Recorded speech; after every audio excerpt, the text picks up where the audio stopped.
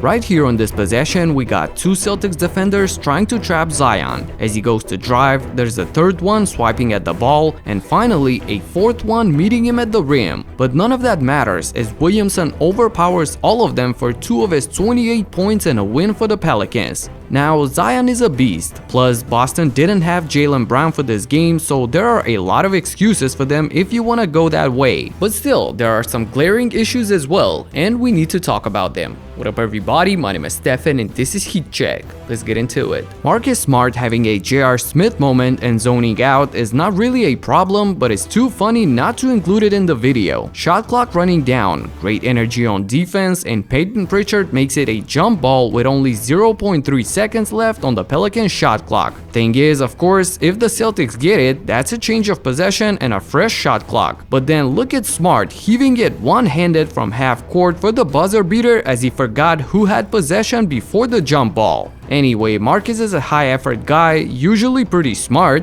no pun intended, and this is by no means a real representation of what he brings to this team. What's also not a real representation is the 0 for 10 that Evan Fournier shot in his Celtics debut. First shot of the game for him, good movement right here, fakes the cut, goes out and gets the screen, an open look in the shot, but back rims it. Again, right here, nice hard drive to the rim, but somehow the ball just rolls out. And once again, good recognition by Smart as he sets a screen for Evan and another open look, but another miss. What I'm trying to say is that he's a 20-point per game scorer, and I like the flow and the shots that he can get in Boston with these guys. So he'll definitely start knocking them down, and that will help the Celtics a lot. Offensively, one of the biggest issues for them has been the reliance of isolation basketball, and they are near the bottom of the league when it comes to assists per game. Hopefully adding another guy who can shoot the ball and move around the court like Fournier will spice things up for the Celtics. However, it's worth mentioning that they once again got beat in the assist column by a lot, and perhaps the biggest issue for Boston was evident in this game,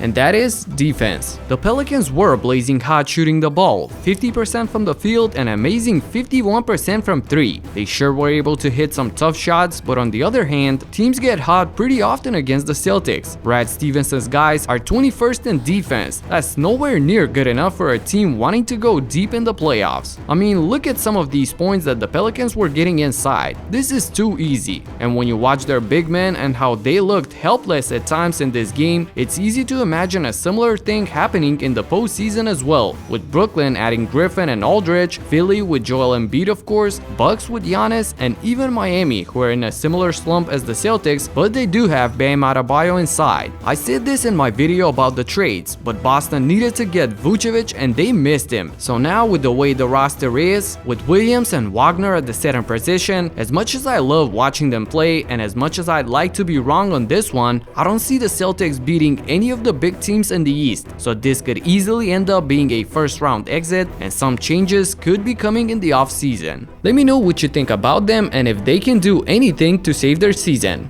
That's it for now. Subscribe and talk to you in the next one. Peace out.